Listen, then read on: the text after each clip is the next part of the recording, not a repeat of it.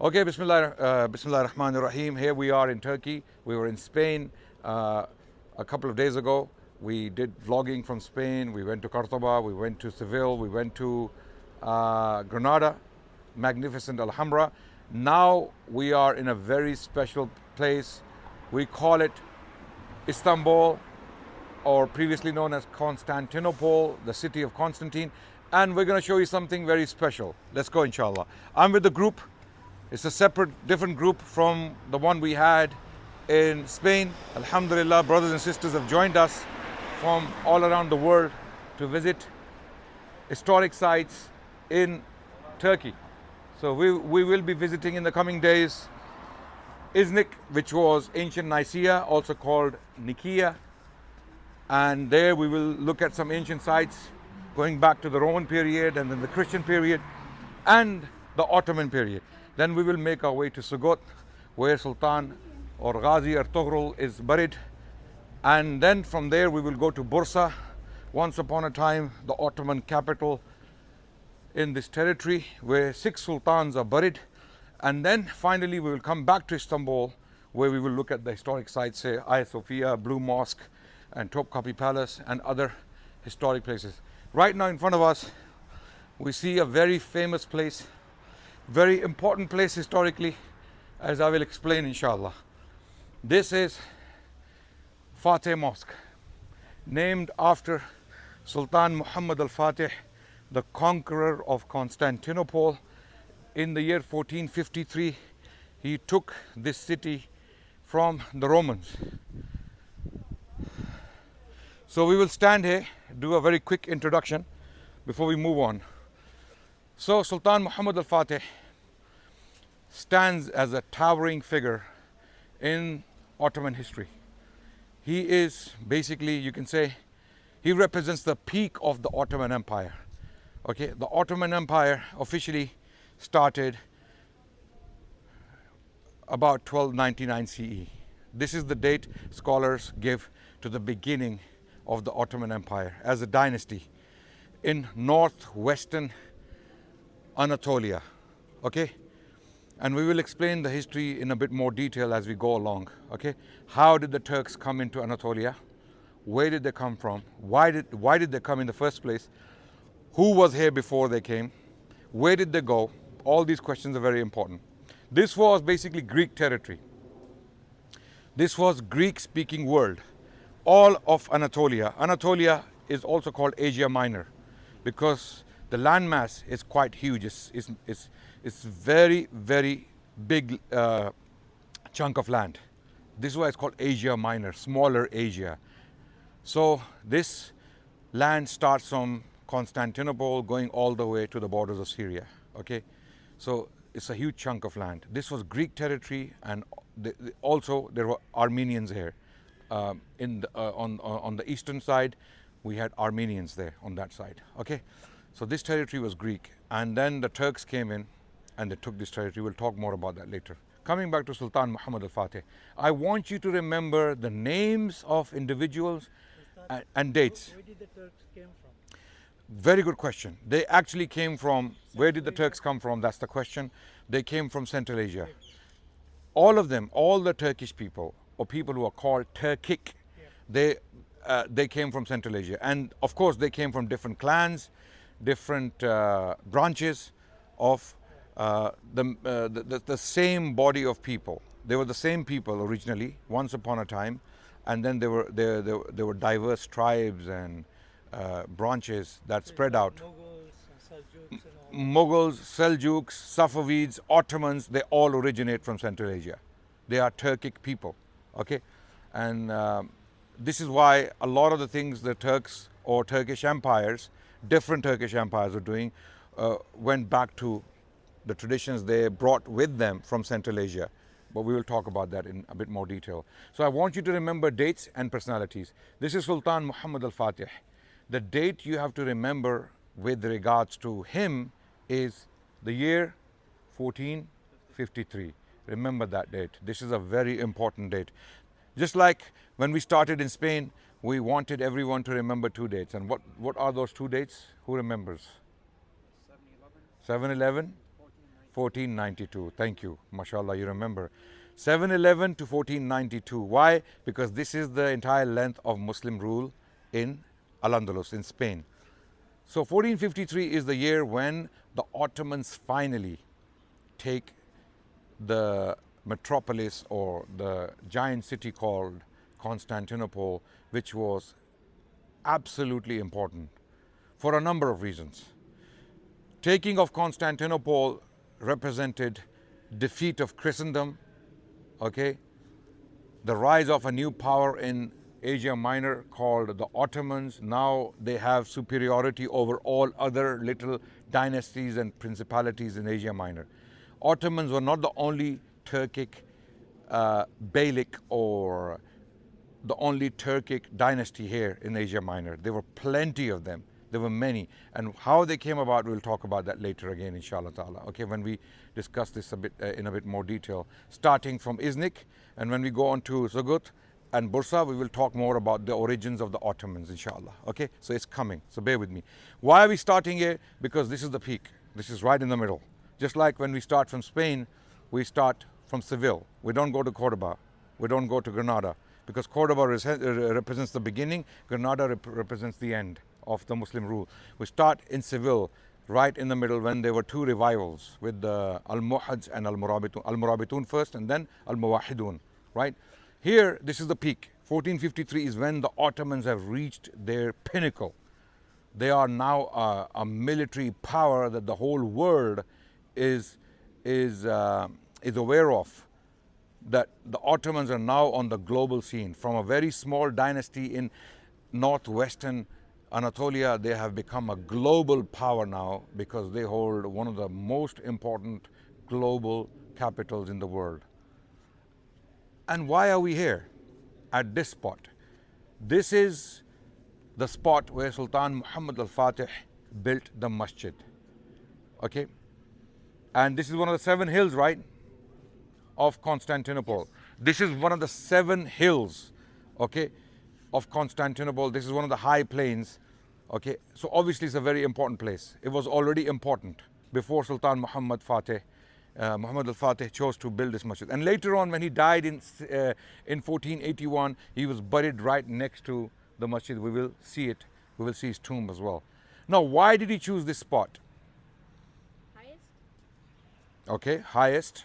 Maybe it was highest. Any more guesses? A dream, okay, possibly. Anything else? Okay, let me give you the shock now. The shock or the surprise, I promise you guys. This is where one of the holiest sites stood for Christendom, for the Romans, especially those Romans who became Christian. Okay, on this very spot stood a church called the Church of Holy Apostles. No way. Yes. Okay, and it doesn't stop there. Wait, it doesn't stop there. Inside this church was more important than Hagia Sophia, because the church at this spot was built by Constantine himself. And to make it important, Constantine actually brought relics from the Middle East, from Palestine, attributed to the disciples of Jesus Christ. Okay, this is why this church was called the Church of Holy Apostles, because Holy Apostles are who? The disciples of Jesus, right? So he had brought relics, objects attributed to. When I say attributed, I'm very careful about this, because we can never know whether those relics were actually original, because they were flying around throughout the Christian world, right? Everyone believed that everything is real, unfortunately. So Constantine brought these relics to this place to make it more important. So every single Roman emperor since Constantine was being crowned here. This is where they would be made emperors officially, right? And when they died, this is where they would be buried. Now, hold your breath. Guess who's buried here? Start noting the names. On this very spot, on this hill, under that masjid, Constantine, Constantius, Justinian. Justinian is later. I mean, even before Justinian. Basically, Theodosius, okay? Even Julian, who was an apostate, is buried here, right? He wasn't a Christian, he's buried here, right? And there is a whole list of Roman emperors, some of the most important Roman emperors in history. Constantine, one of them. Then we have Theodosius, another one, very important Roman emperor. Then we have Justinian the Great, who revived the Roman Empire in the 6th century, right? And then most importantly, one of the most important figures in the history of Islam. Who did the Prophet communicate with? Which Roman emperor? Heraclius is buried here. That's the same Heraclius that Abu Sufyan. Absolutely, Herakal. The same Heraclius Abu Sufyan radiallahu an had a dialogue with, which is narrated in Sahih al-Bukhari. Herakal. In Arabic, Heraclius. In English or Latin. They are buried here. And the list goes on. They were being buried here very, very late. Later Roman emperors also, because this spot never lost its importance. So basically, when Sultan Fateh took Constantinople, this site was still very important for Christendom, right? And for the Romans. But it was neglected. They couldn't take care of it, especially after the Fourth Crusade in 1204, already mentioned. The Crusaders came in to Constantinople and they took the city of Constantinople in 1204 CE from the Romans temporarily for about 50 years. Okay, and when they took it, they ruled it by their own laws, Latin laws. The Byzantines, the Romans were Greek. They chose Greek language to, do whatever business they were doing. The Crusaders were Latin, so they brought their own system. So the Crusaders sacked the church and they desecrated the tombs of the Roman emperors. What kind of Christians are they, and what kind of Christians are these? The Byzantines were obviously they were following a different version, Orthodox, Greek Orthodox version of Christianity, and the Latins were Catholics. They were represented by the Pope, papacy. So the Crusaders came in and they sacked the site and they opened the tombs of the Roman emperors looking for gold and relics and all those things. There are reports that when they found Heraclius' tomb and they opened it, they took his crown made of gold, which was put with him inside the tomb, and they said his hair was still on the crown when they took the crown. So the Crusaders desecrated the tombs of all those Roman emperors, and this place was then neglected, and then it fell into more despair, and it was falling apart. And when Sultan Muhammad al-Fateh took Constantinople, it was already in ruins, right? So I don't know whether he actually knew the importance of this place. Clearly he knew that there was an important church once that stood here, but I don't know if he had this idea, this history at his disposal, that all the major Roman emperors are buried here. So he put a mosque, a masjid right on top of them, as you can see, and then he himself chose to be buried here, as if Allah is making a point through this, that this is a Muslim Sultan who has taken this and he's above all these Roman emperors. He's buried on top of them. How things change. So this is a very important place. Not many people actually realize the importance of this place. So when you walk inside the masjid, remember that you might be walking on top of Heraclius, Constantine, Julian, and all those emperors buried underneath. Okay, they could be anywhere here because this whole hill was covered by this Church of Holy Apostles. Okay, this was more important than Hagia Sophia. Hagia Sophia became important because later on the gigantic size and the importance given to it by the Roman emperors. But even then, look at this. Who built Hagia Sophia? Justinian, Emperor Justinian. It was completed in 537 CE, right? But where did he choose to be buried? Why not Hagia Sophia? Because this was more important. This is the Church of Holy Apostles.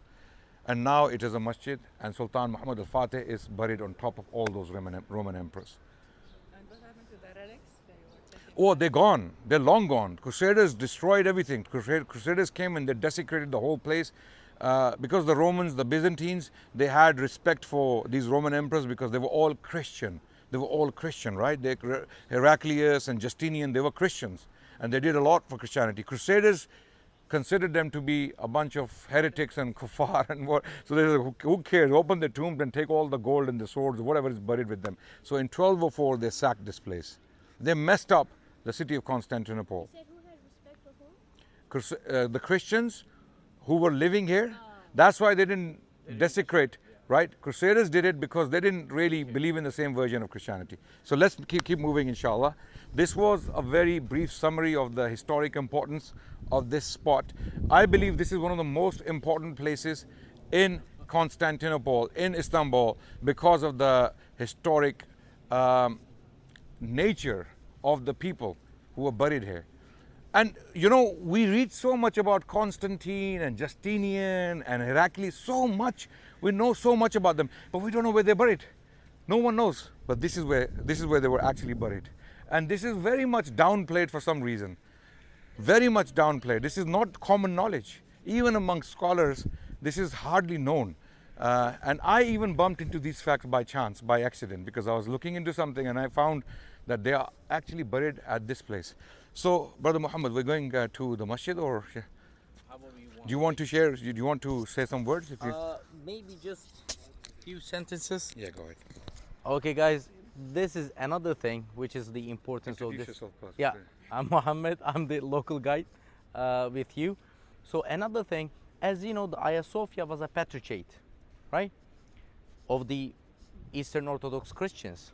So when the Crusades came in, when Muhammad al-Fateh conquered the place and changed the Hagia Sophia into a mosque, so they had to move the patriarchate another place. And that was the first spot after they got the Hagia Sophia. And then Muhammad al-Fateh actually took this place and wanted to build a mosque and also, you know, tomb. So they also moved to the Çarşamba area. And from Çarşamba area, that was the Sultan Selim I, who actually wanted to build a new complex in there. So they had to move it to the Balat in 1617. So still in Balat right now. What is it that they move? Huh? What is it that they move? The patriarchate. What is that? Patriarch. Patriarch. Yeah. You know, the patriarchs were moved, it was a patriarchal, that's what you mean, right? Yeah. Okay, yeah. So, this is what they moved. Main church. Yeah, yeah. The bodies you mean? No, the bodies were not moved. Yeah, the seat of the patriarch. The patriarch of the city of Constantinople would be based here, right? And then it was moved later on somewhere else by Sultan Fateh. This is what Brother Muhammad is saying. Yeah. So still, he's still right there. And the Patrick is a Greek guy who born in an island in Istanbul. So the Patrick is still the Orthodox Christians. Patrick still there and giving the speeches. Yeah, it's like Just the Orthodox Pope. Pope. Yeah, patriarch. Okay. Yep. So there were patriarchs of every single major city, like the bishops. You can call them the bishops, the cardinals, the Catholic equivalent. So here in Greek Orthodox, they would have their patriarchs. Okay. So just like when Umar bin Khattab radiallahu anh, when he came to take the city of Jerusalem, who was dealing with him, who was talking to him, was Patriarch Sophronius, the bishop of the city, right? So we had different patriarchs here. So they were based here, and then they were moved elsewhere when Sultan Muhammad al-Fateh took this spot. Okay, let's go. Are we going inside the Jami? Yeah, okay. So we can go inside, have a look. So let's say we should have, how many minutes in there? About 10 minutes? Oh, okay. Well, we are quite free with time, so no problem, inshallah. And then once we are finished with the Jami, the masjid, then we'll come out again, inshallah, and we will go around and we'll look at the tomb of Sultan Muhammad al-Fateh, which is right next door, inshallah. And his name is there, and all the things, the hadiths about Constantinople, the conquest of Constantinople is written on top of his tomb. So you will see all that, inshallah. So we're going to go inside the masjid.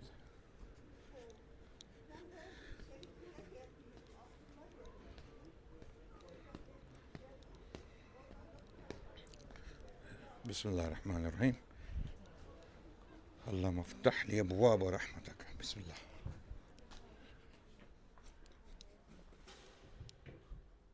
Okay, Bismillah ar-Rahman ar-Rahim.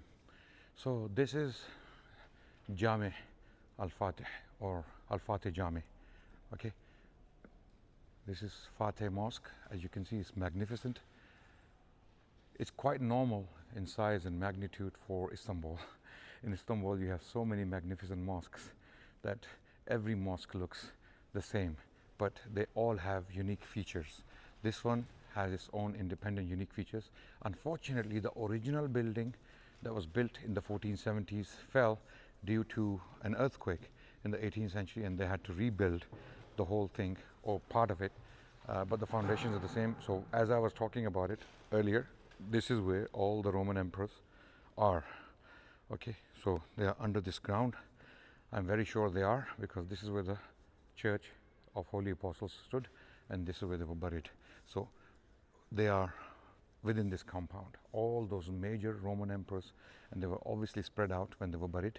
So there's a long list of them, and inshallah I can take out that list later on and read the list. Does anyone have internet? Yeah, can you check very quick the Roman emperors buried at the Church of Holy Apostles? Roman emperors buried at the Church of Holy Apostles. So I can quickly read the list for our online audience as well.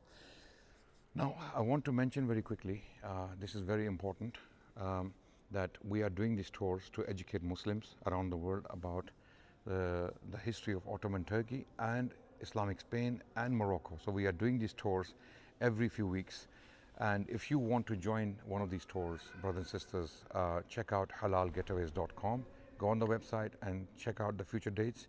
I am myself going to be joining these tours, and inshallah I will be presenting history. So among those buried in the Church of Holy Apostles, okay, is the Church of the Holy Apostles.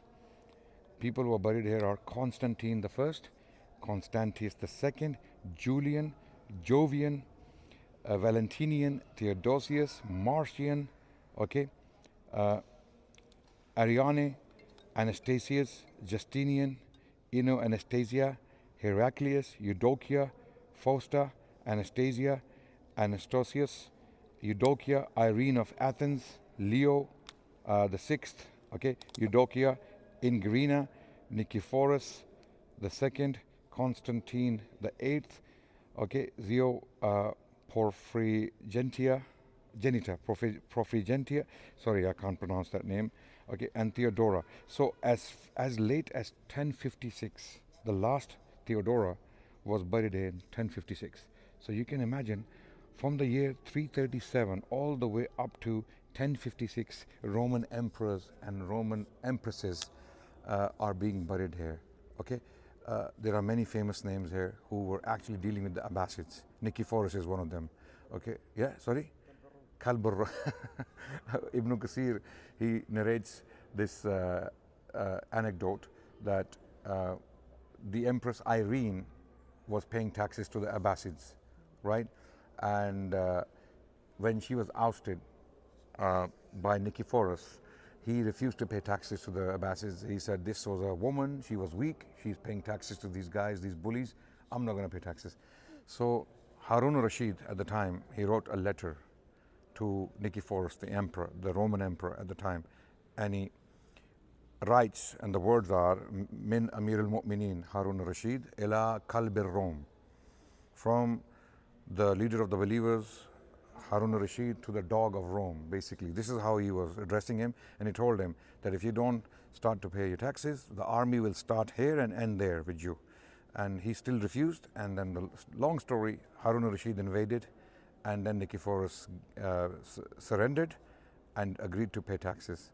But when Harun al-Rashid turned around, he refused again. Then Harun al-Rashid came back, he attacked the city, Roman territory again, and took few more cities. And then Nicephorus again surrendered, and he said, please, enough is enough, we will pay taxes.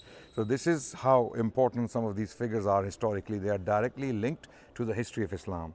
Heraclius onwards, pretty much all Roman emperors were dealing with first the Umayyads and the Abbasids, and later on the Seljuks.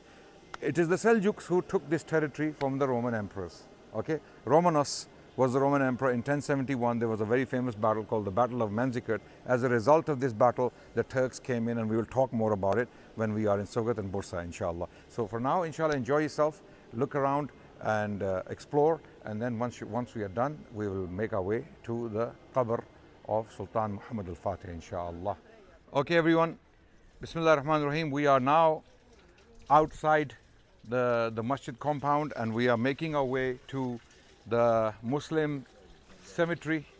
Okay, and right next to the masjid, you can see outside the masjid, Sultan al-Fateh is buried, rahmatullah alayh, in this very compound, in this very room or mausoleum, you can call it.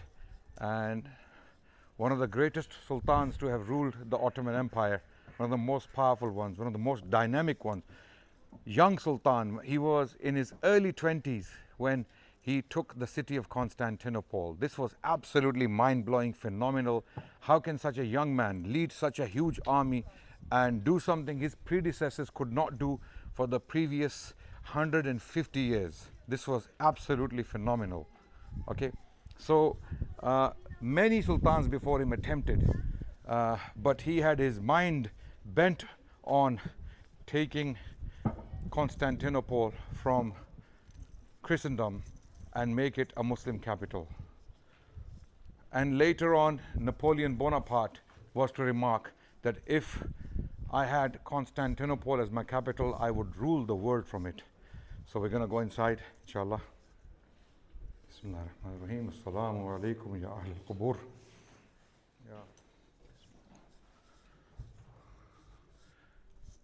Assalamu alaikum ya Ahl al-Qubur. This is the very qabr of Sultan Muhammad al-Fateh, Muhammad the Great, also called, rahmatullah alayh. And you have verses of the Quran all over his tomb. There is that hadith, لا تفتحن القسطنطينية فالنعمة نعم الأمير أميرها ولا نعم الجيش ذلك الجيش. And here we have the name of the Sultan very beautifully inscribed on this cloth in silver wires. Jannat Makan Firdaus Ashiyan Abul Fateh wal Maghazi Sultan Muhammad Khan bin Sultan Al Ghazi Murad Khan. This is his name there.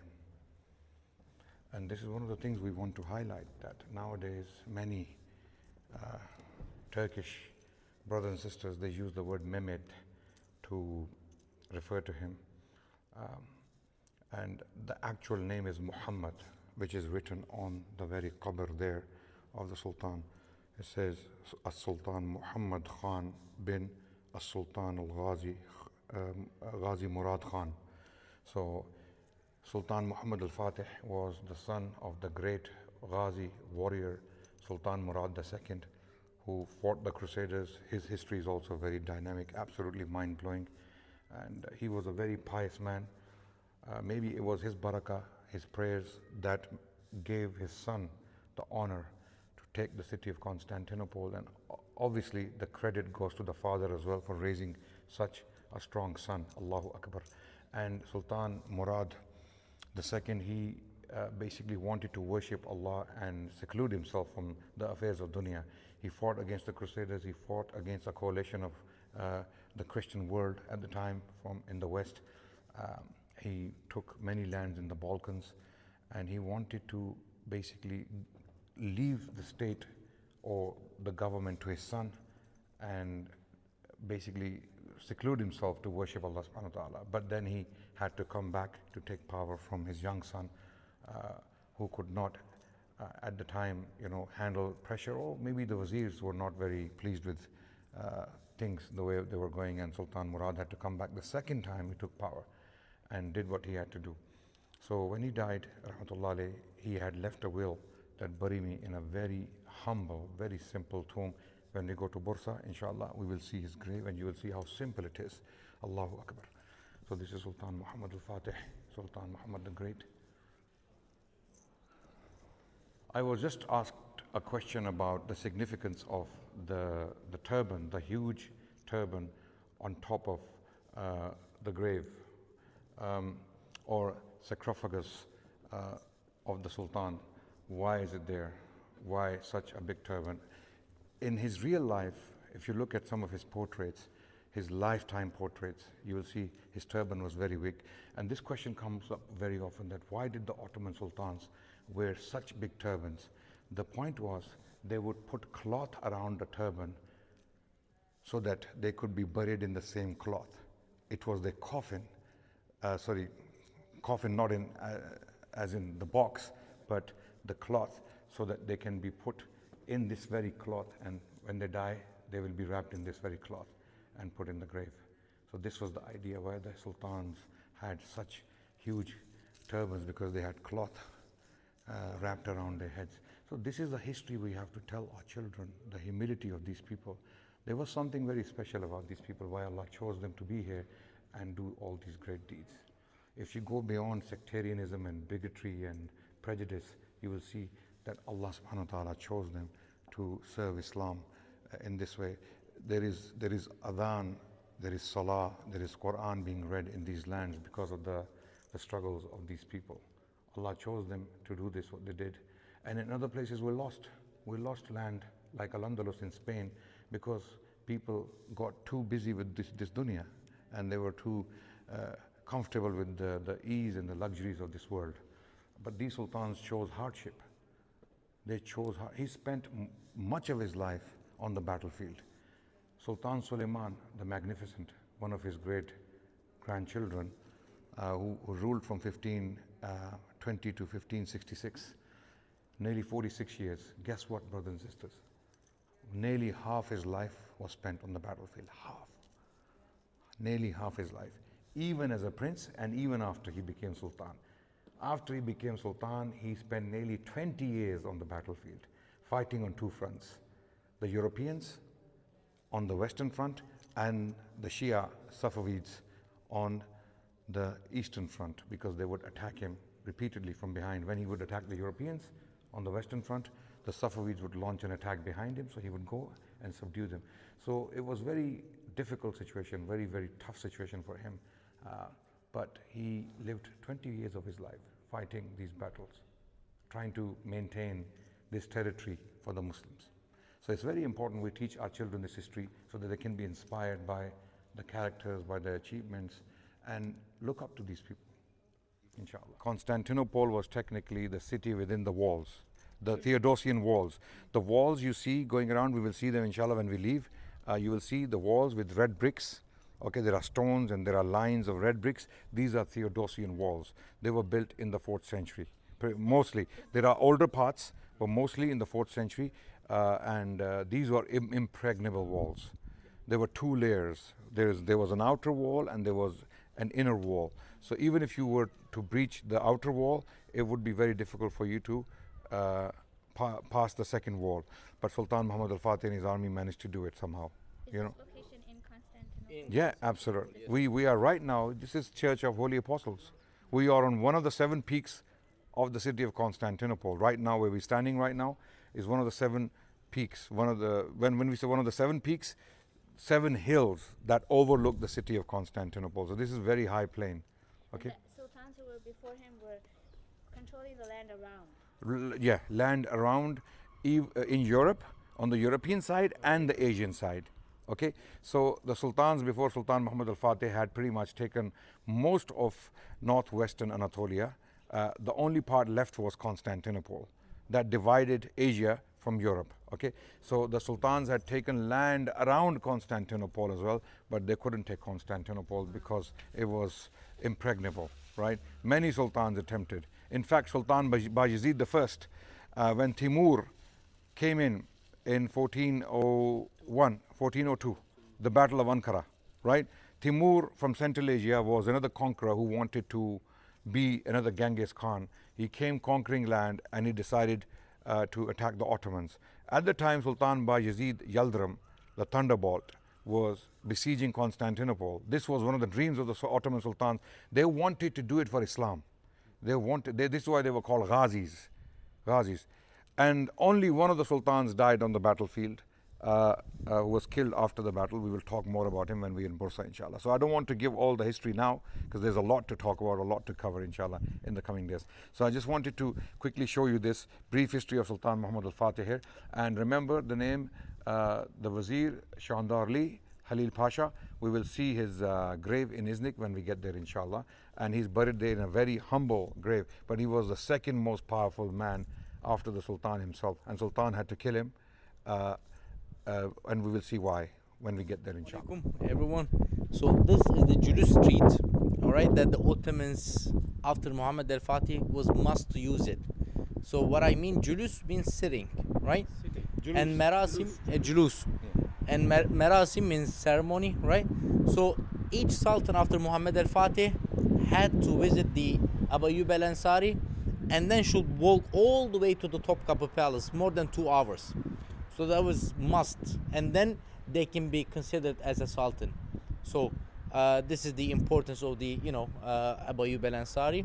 So they all done, and like people were standing just like us, and maybe he was giving some coins to the people all the way to the Topkapı Palace.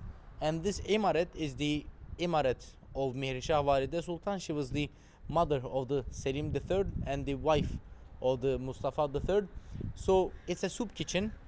They are still cooking for more than 4,000 people every day for free, Yeah, it's supported by... Yeah, it's a waqf, it's a foundation. 49% of the foundation are actually ruled by women, walides. So they didn't spend money to get, like fancy clothes or Chanel bags, whatever. So they spent, for the sake of public people, right? For the sake of Allah. And even we have a one, ayah on the top of the gate. Yeah, that's good.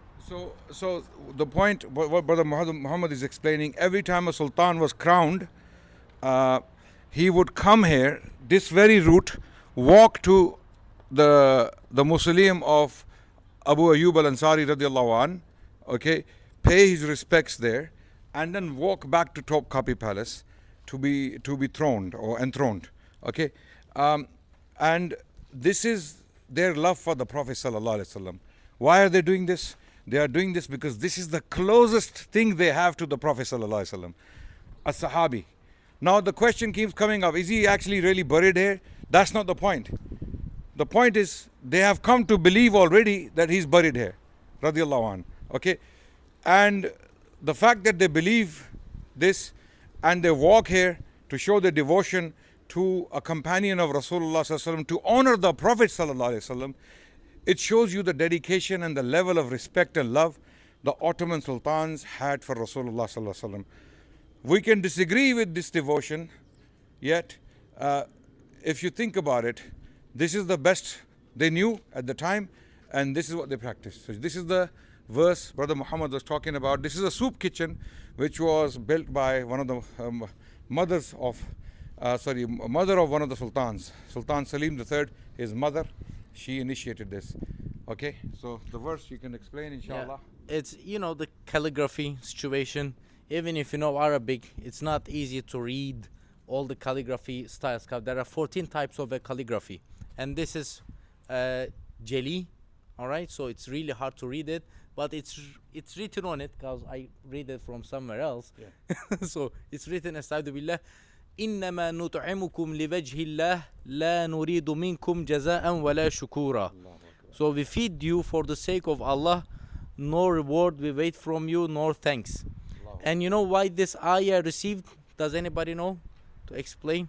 So this ayah received, actually, there was a boycott for Muslims. Yes. And Ali bin Talib and Fatima radiallahu an, they barely found a little bit dates to break the fast. They were fasting, and immediately the door is knocked, and somebody asked for the sake of Allah something, and they gave it.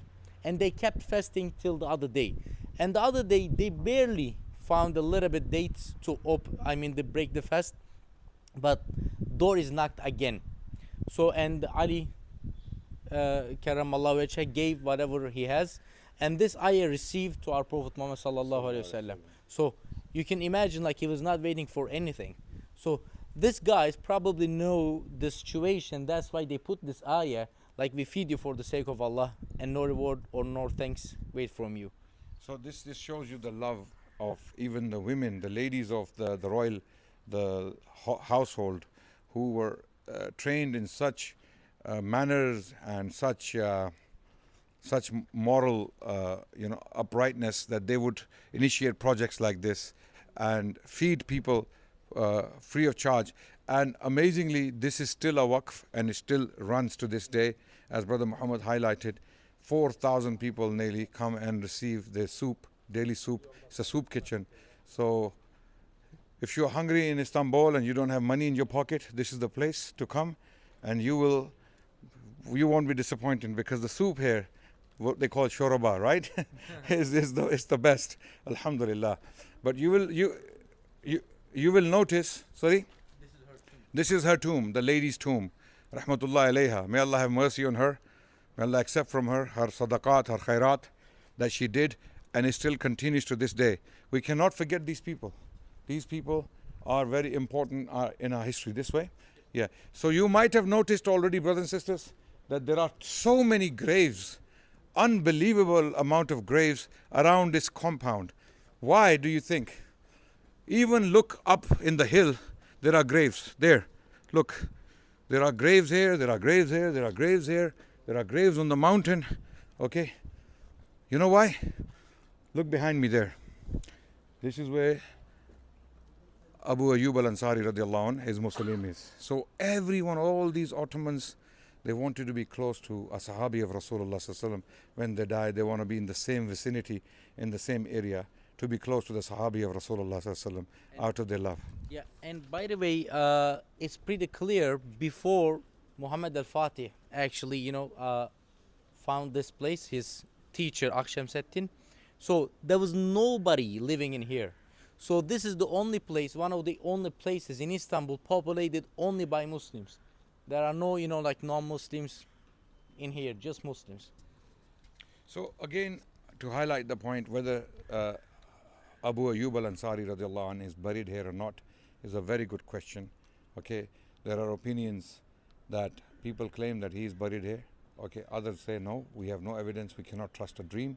But regardless, people come and express their devotion and their love for the Prophet by paying respects here, making dua. But any of the non-Shari activities here, of course, they are not the responsibility of people who are taking care of this place. There are people who express their devotion in different ways. So when we walk in there, okay, we make dua for all the people who are buried around this compound. Alhamdulillah, may Allah accept them in Jannatul Firdaus, and may Allah accept their errors. Sorry, may Allah forgive the errors and accept their good deeds. And at the same time, remember that we have to follow the Sharia when we are paying respects to the deceased, the ones who have passed away, whether they are Sahaba or people who came after the Sahaba radiallahu anhum ajma'in. We pay respects according to Sharia. We do not break the rules of Sharia. We do not do anything that is against the Sunnah of Rasulullah sallallahu alaihi wasallam. He has taught us how to visit graves and tombs. He has taught us how to visit the graves of people who have passed away. So we stick to that, inshallah. We stick to the principles of Islam and Sunnah of Rasulullah sallallahu alaihi wasallam. Jazakumullah khairan. And yes, okay. Udkhuluha bi salamin. Well, Ahmed the First. So before okay. Ahmed the First built this place, Right. everybody was just, Right. blocking. Sultan Ahmed the First, he built this, and you can see the amazing decoration, very Ottoman, very distinctive of Ottoman artwork, very beautiful. And we're going to go inside the mausoleum from this. Where do we enter from, Brother Muhammad? This is the entrance. Okay, as I said, this is an attribution. We can never be sure whether he is actually buried here, radiallahu anh, but he's definitely close to the walls of Constantinople, or he was buried around the city of, or close to the city of Constantinople, because he came on an expedition that was sent to conquer Constantinople. This is during the Umayyad period. So we're going to go in.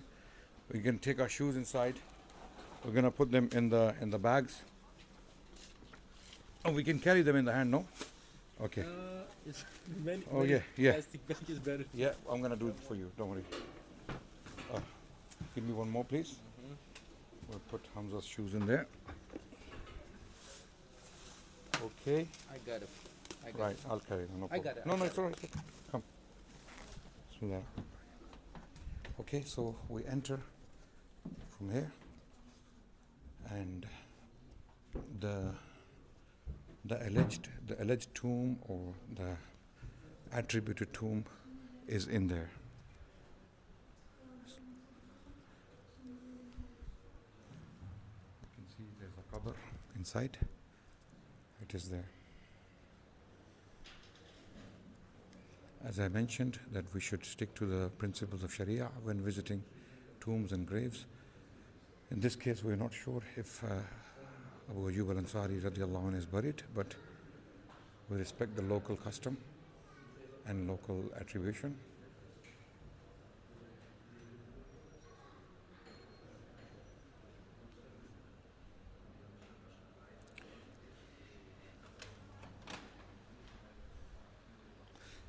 Okay, we'll leave now. So here, brothers and sisters, it's very clear that a lot of people from Turkey, around the world, they come and visit this mausoleum, and and it's a source of inspiration for the local Turkish Muslims. And you see a lot of people in religious dresses. Many religious people in Turkey who are very religious, they come here and pay their respects. Of course, we do not agree with things that people do against Sharia, or when they are doing actions